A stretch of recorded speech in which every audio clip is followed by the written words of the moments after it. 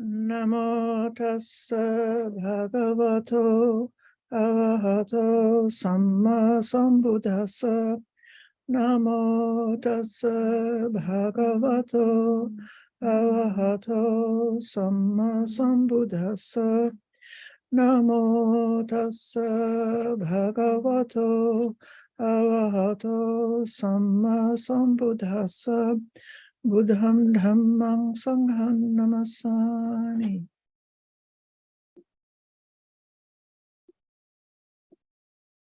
Dear friends, thank you for joining this Sunday morning guided meditation and a time for questions. I would like to start right in with meditation. Let us come to an upright and balanced posture.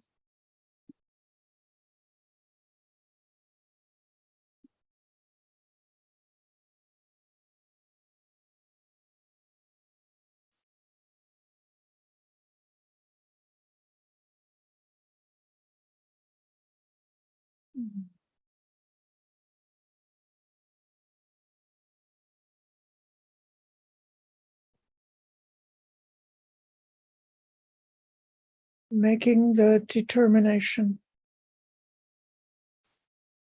to let go of the past and future, of our worries or plans for the future, of our nostalgia, or could be regrets about the past, but simply for this period of time to just keep our minds directed towards the present moment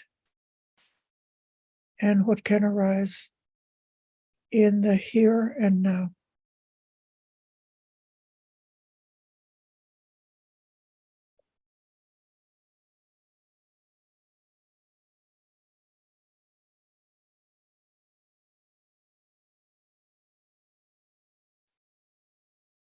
And then having made that determination, just relax.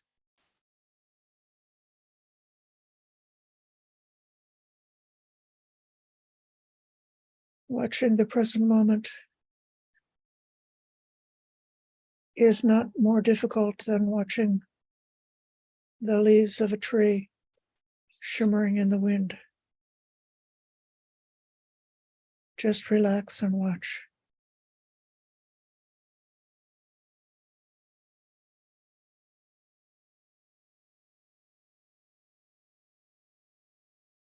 Aware of the posture of the body,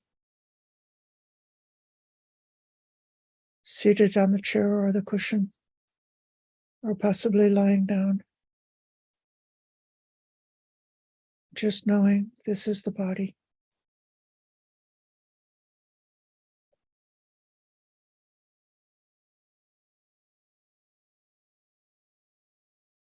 Aware of the weight of the body pressing on the cushion or the chair.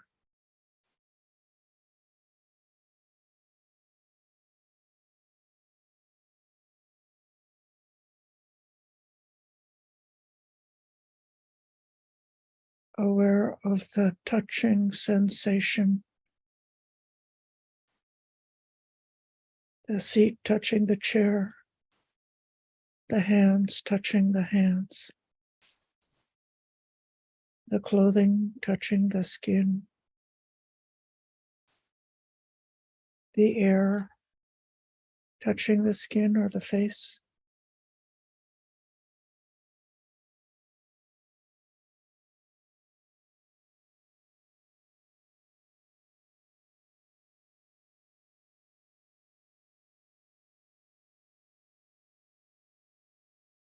Especially waking up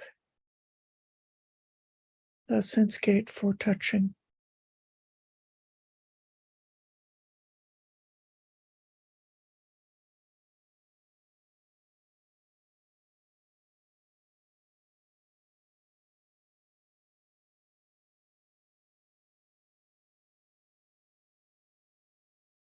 Aware of the upright and balanced quality of the body.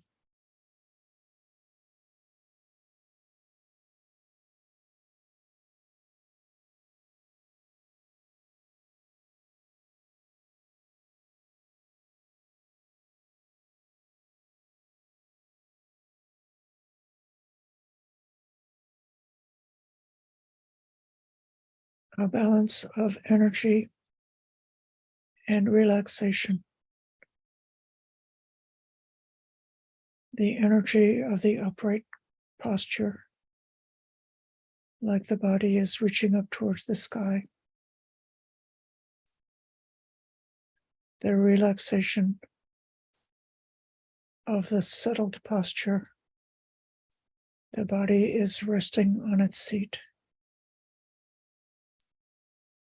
like a tree rooted to the ground and reaching for the sky.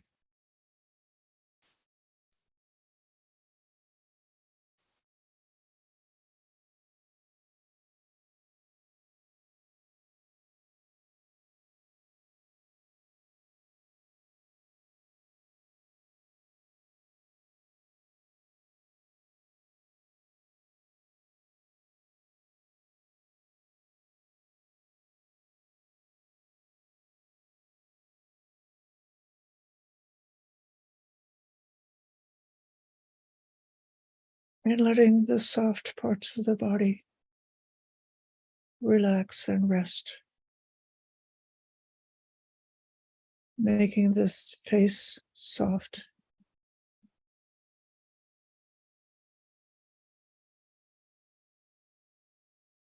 Letting the shoulders drop.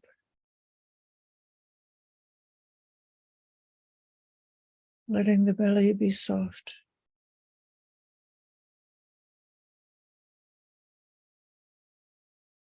Letting the legs be relaxed.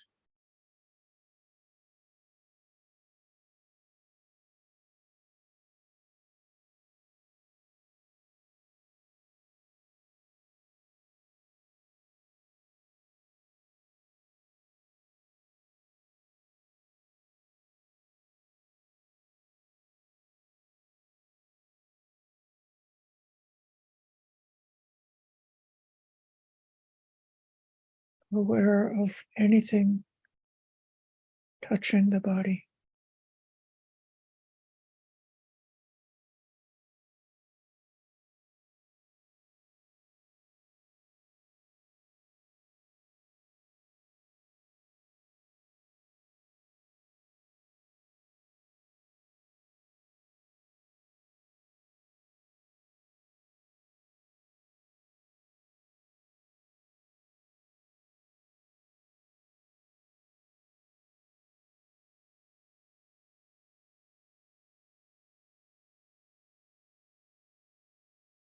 If the touch is unpleasant,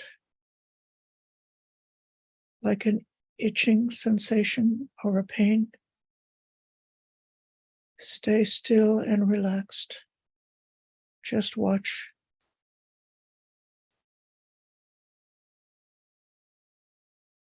And if it's something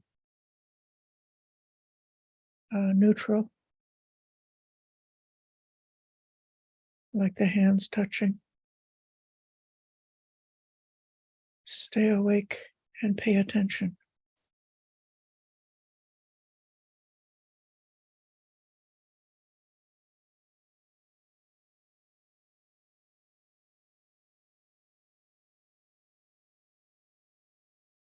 And if it's a pleasant sensation,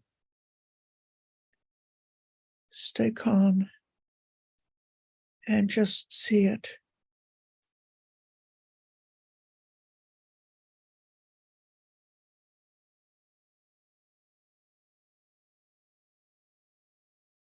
Just feel it how it is.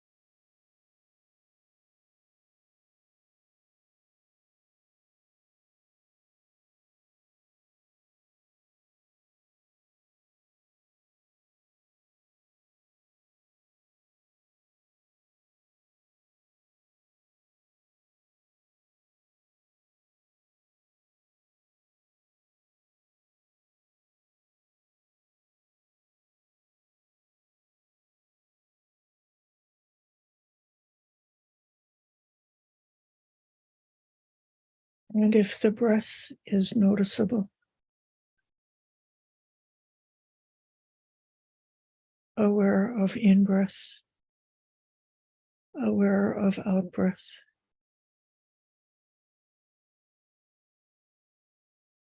Notice each in and each out.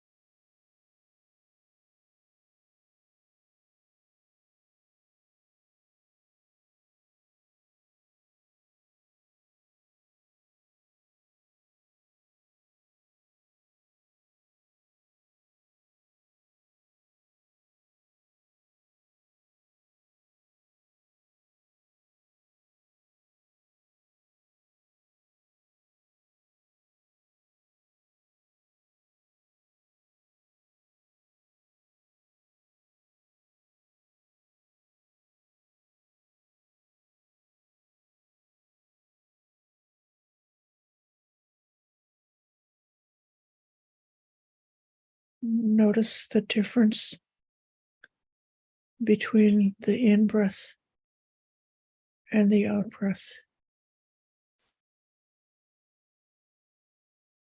Is one more cool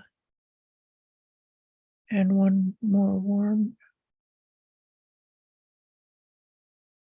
Is one more coarse and one more smooth? Noticing what each breath in and out is really like.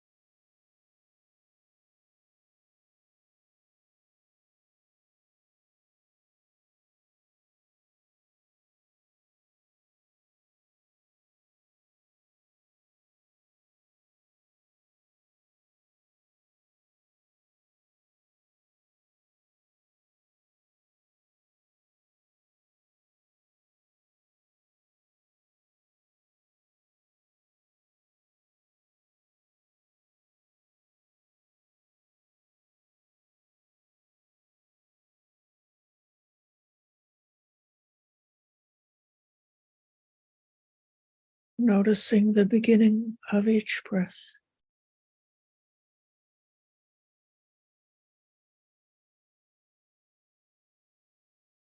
Where does it come from? Each in-breath.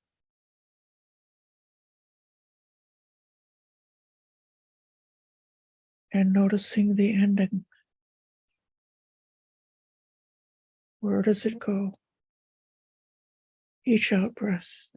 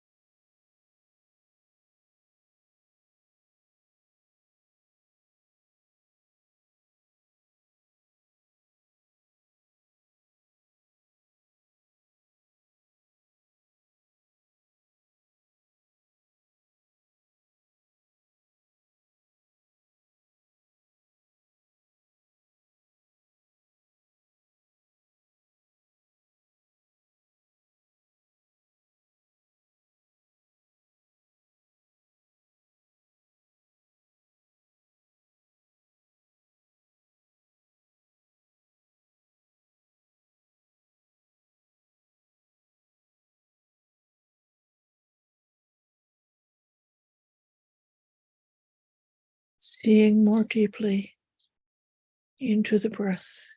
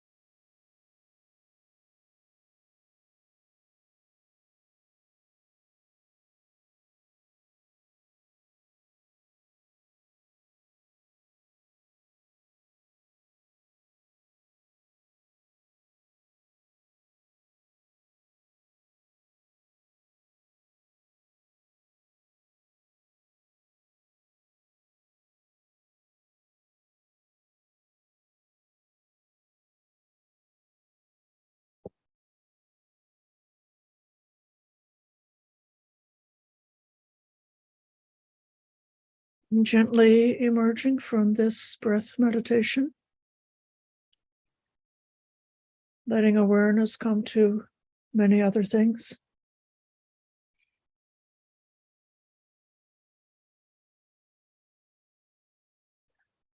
Dear friends, during this past week, I've had the idea of shifting away from reflecting and thinking about our difficulties, the hindrances, the taints, the defilements, the dukkha. It's very useful to study things which are painful and difficult in order to understand their causation. The Buddha told us that dukkha should be fully understood.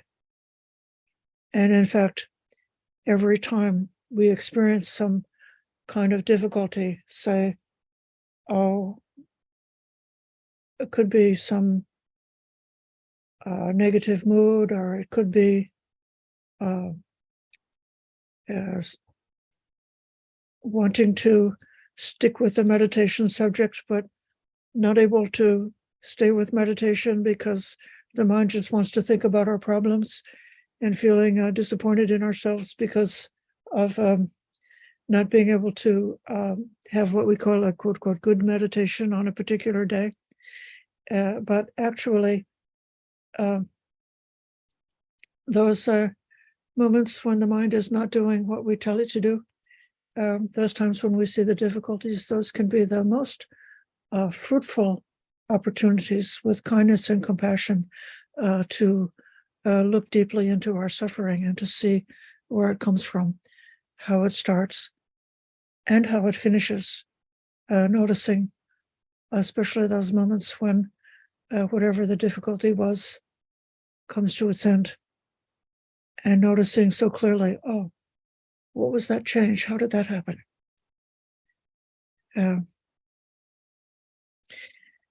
But instead of, or as a shift away from focusing on dukkha, I started in this past week to focus on some of the positive factors which are helping us along the way. Learning how to gladden the mind, how to experience joy and happiness of the we could call spiritual happiness, or the type of happiness that's safe and helpful, and all of the other factors that we try to develop. In particular, today, I have in mind two of them. These are the first two factors of the awakening factors, that is mindfulness and investigation.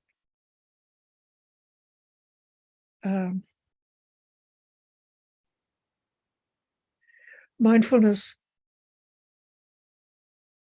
has a certain quality of choosing what we are going to pay attention to, and making the effort and practicing to direct the mind in a certain direction. So if we are choosing to meditate on the breath, or choosing to meditate with awareness of the touching sensation in the body, or choosing any other topic of meditation, just finding out that we actually have enough power to be able to make that kind of choice, and to choose to focus on that. The same way, if somebody is going to school and listening to a class, you might choose to pay attention to what the teacher is saying in order to get the benefit of the class. Or if you're in a conversation, you could choose to pay attention to the other person and to not be distracted with thinking about this and that and the shopping list and all kinds of other things, but to really look at this other person and see, what is their face like? What is their body like? What's the sound of their voice like? And what is the meaning of the words that they're speaking to you? What are they trying to convey?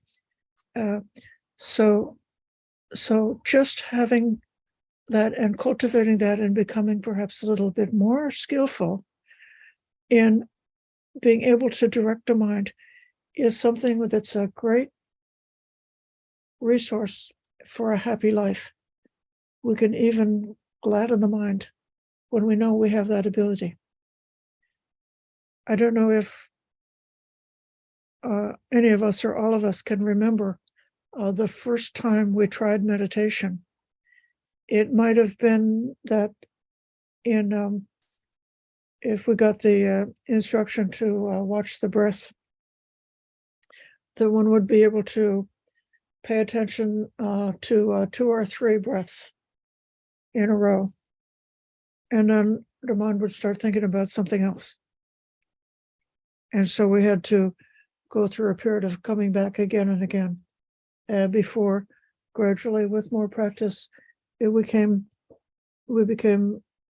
just able to settle on that object of meditation and to stay on it.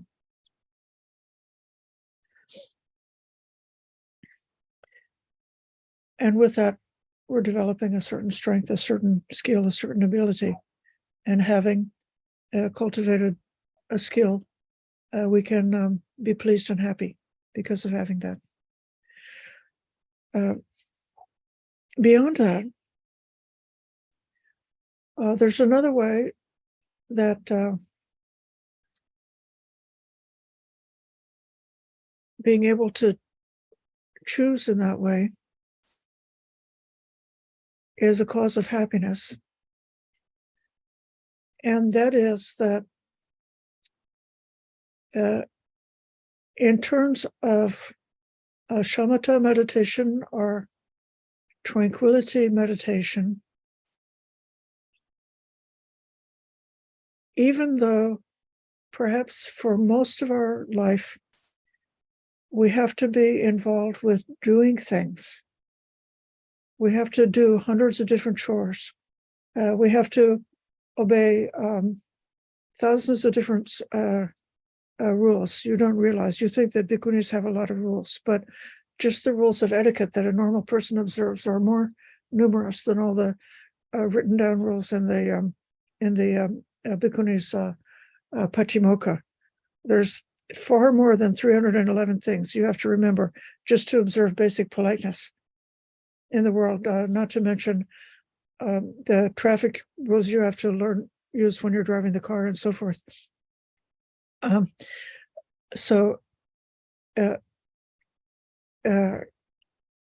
Being good is a lot of work.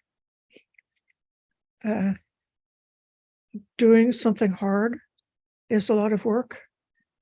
If we have some assignment or some chore or some project that we need to take care of, but we don't yet know how to do it, how to accomplish it, something that's challenging and difficult, then so much, we've got to exert the mind, and we may find there's certain kind of emotions that come up when we've got a project that's difficult, or it could be that for some other reason, circumstances come up that cause us to be activated. One that I always notice is it's an aspect of cleaning the house. If my mother or my father is coming to visit, I used to always suddenly find I had so much energy, and I really wanted to go over the whole house and make it be completely clean and also beautiful and nice, so that when they come in, they would have that just have a nice impression as a kind of a show of respect. But there was something that came up that was keeping me spinning around, being very activated.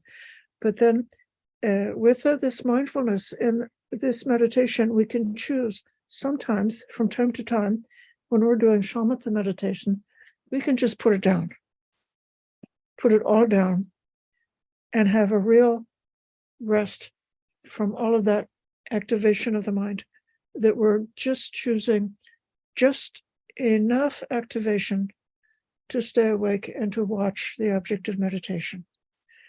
And that process, in a way, is like taking a vacation from the stressful aspects of life. And that by itself is profoundly healing and healthy for our own psychology. And in that way, I'm not sure you can remember this when you were new in meditation, the first time you learned meditation, if you might have noticed in some mysterious way that you couldn't even explain, your life has become better. Your relationships have become better. Your happiness, your calmness, your emotional resilience has become better. How did that happen? Well, partly it happens because the human mind or the human psychology has a natural inclination towards health and happiness. So if you give it a rest, then it has time to heal. Like all the stressful things, the harsh things, or the ugly things that could happen in the course of a day, or like some kind of a wound or a blow that causes an injury to the mind. And the mind wants to heal, it wants to become better, it wants to become healthy. And so just taking a holiday from stress during meditation makes room for that healing to happen. And then the last level of the benefit that I'll point to from this practice of mindfulness comes over into this idea of investigation, that when the mind is so clear, so calm, and so stabilized, we have a chance to be able to notice more subtle and profound aspects of our experience. It could be that while we're watching the breath, as the breath becomes calm, we can notice awareness itself, like when awareness is connected to the breath, when awareness moves to something else, when it moves to the in-breath, when it goes to the out-breath, when it's continuous. And so that's like a way of noticing the mind itself, noticing the citta. And so this is coming towards investigation. And then the instruction that we're given at the very beginning of the breath meditation is noticing the beginning, the middle, and the end of each breath.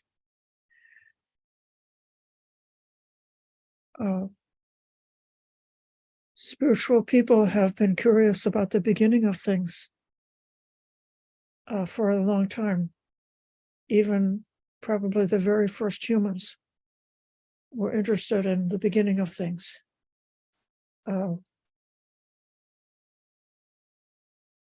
And when we look at the breath, you might ask, like, what's the condition for the breath to start? Why does the in-breath start? Where does it come from, where the in-breath starts?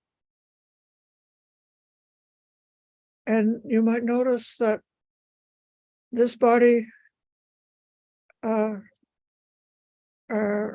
needs the oxygen. So there's like a hunger for oxygen that causes the in-breath.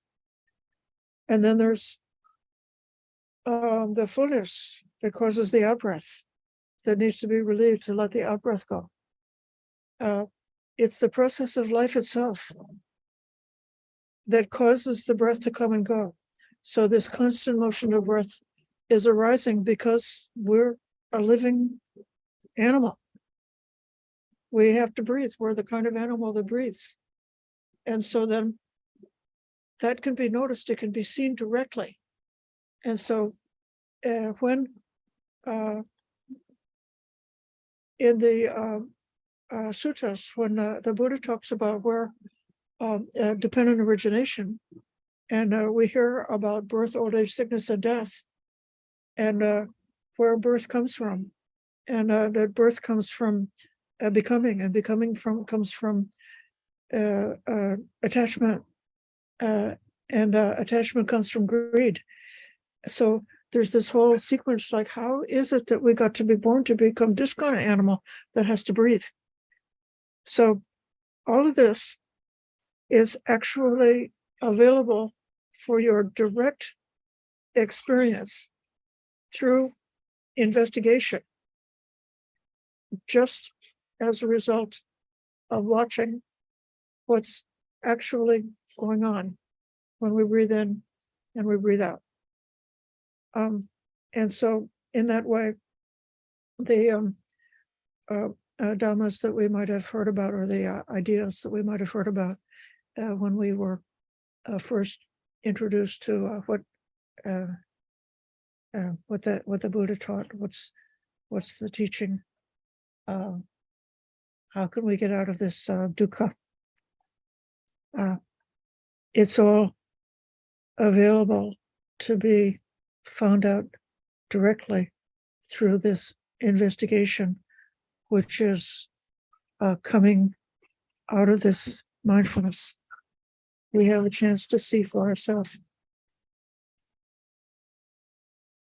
So this is my brief talk, and I welcome the chance to have your questions or comments on what it's like for you. What's the benefit, what's the gain or the happiness for you from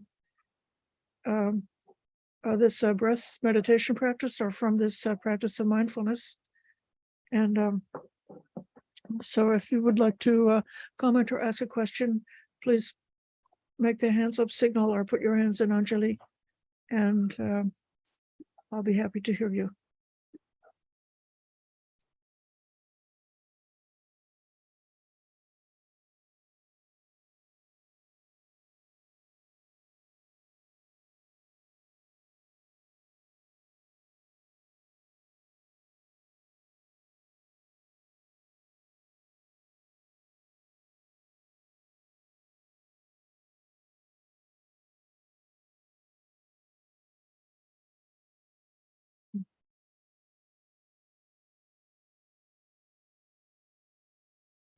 Okay, Elaine, and then Patipada.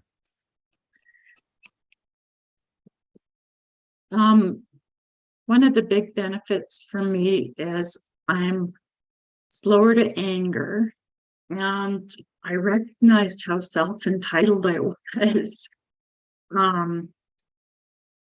How many problems I was creating for myself. I'm still not, I'm still learning, but I have seen benefits there. Yes. Thank you. Patipada. Hello, Ayya. Thank you for your guidance this morning. What came to mind with your talk is the fear of death attached to birth, and the desire and longing to hold on to life. My observation is that I have done experiments just trying to hold my breath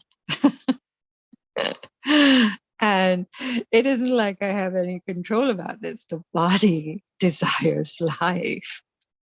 So even if I try to hold my breath, at some point the body just says, stop it. So just an observation of how the mind and the desires can create the dukkha is what I have been observing through my practice.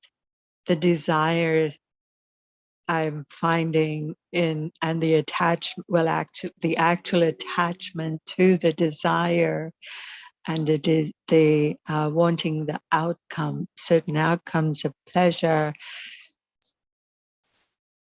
pushes the steps that are taken. But then what I'm also observing is that effort to achieve the pleasure then creates this dukkha. Because even if I achieve the pleasure, there's dukkha. If I don't achieve it, there's dukkha. So the dukkha just seems to be this, in my experience, an underlying outcome of all of my life. And so observing it and not resisting it shortens whatever suffering occurs. Thank you so much. I don't really need to expand or improve on the comment that you made. There is the dukkha that we inherit from being a human being. And then there is the extra bonus dukkha that we volunteered for. Yes. Because of making unskillful choices. Right. And we know that, it's this whole puzzle. It's like, if you're clinging to it, you can't have it. When you let go, you can have it. So, when you're pushing, you get more and more dukkha. When you relax and accept what it is, then your dukkha is at least cut in half. All right. Yeah. Yeah. Yeah.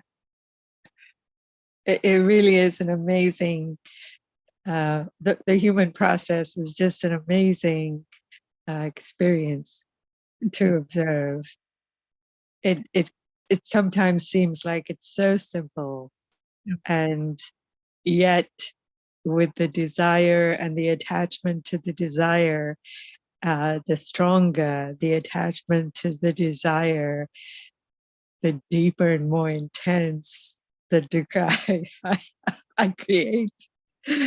So I'm creating it all with that. So that's how I reinforce this first lesson about nobody's doing anything to me. I'm doing it to myself. Thank you. Sharon? Good morning, Ayya. So I have noticed that when I'm able to sustain a meditation practice, it actually helps me I notice that greed reduces, desires reduce, and that's because the priti, or the bliss of meditation, seems to be outshadow anything else that the world can offer. Mm-hmm. It's very hard to maintain that regular practice. Mm-hmm. Thank you. I can improve on your comment. There's two kinds of happiness. There's what they call hedonic or sense happiness, and then it's sort of like it contains its own punishment at the end when it's over. Or some experiences have a more explicit kind of punishment. Let's say if you get drunk and then afterwards you have a hangover, or you have like a withdrawal symptom, when that, even it doesn't have to be a substance. You can do the same thing with work. If you're working really, really, really hard on a project and you keep going and going and going and you're really involved with it, and then the project is over and it's like, I missed my project. I missed my, so then that kind of a treadmill is very tiresome. But then there is a different kind of a happiness, and it's the happiness of no cake, the happiness of I don't need anything, and so I'm happy because of not needing anything. Yeah, thank you. I just repeating what you said at the beginning. Bob? Yeah, I would have to say in kind of a broad sense that both meditation and the Buddha and understanding the Buddha's teachings as a whole really, for me, has provided a way to, first of all, understand life.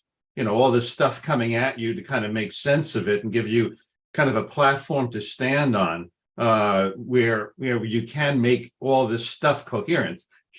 So that's the first part. And then the second part, of course, is then how to deal with it, and particularly dealing with the more difficult parts of life, but also dealing with the pleasure, non-attachment and letting it go through you, letting yourself experience it and not getting stuck on it or what have you.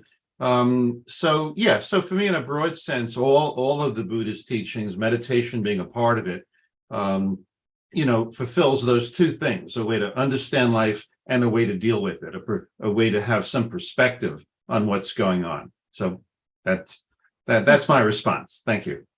It's a different perspective. And, even outside of Buddhism, psychologists know that if somebody is getting very reactive and wound up about something, if they can reframe it and think about it in a different way, that can help them to be able to de-stress about it. And that's like one of the most useful things, I guess. Maybe that's cognitive therapy. I don't know what kind of therapy it is, but certainly in the Dhamma, we learn how to radically reframe our experience, even to the extent of first learning to be aware and attentive to what we're experiencing within the body and mind, instead of always putting it out there and, thinking that other outside things are what's causing everything. And then all the way to seeing causation and seeing the flow of process, and looking at things in terms of this flow of impermanence and the different processes that are going on through causation, rather than looking at things that are unchanging and so on like that. Yes, many different ways that those change in our concept can free us from all kinds of unnecessary dukkha and give us the way forward. I think we've come to the end of our time. I'm very appreciative, and I respect and rejoice in your good practice and your good efforts. So let us pay respect to the Triple Gem.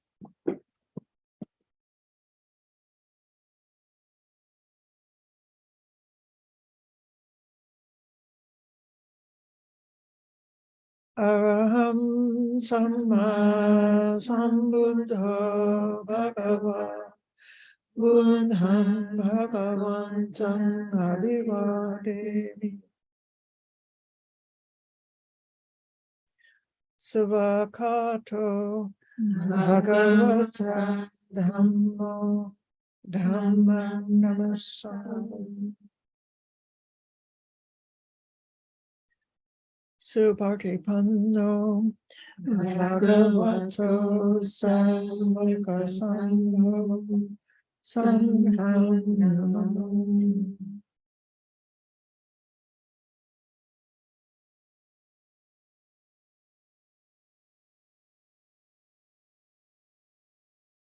Thank you, everybody, for your listening. Thank you. Sadhu, sadhu. Thank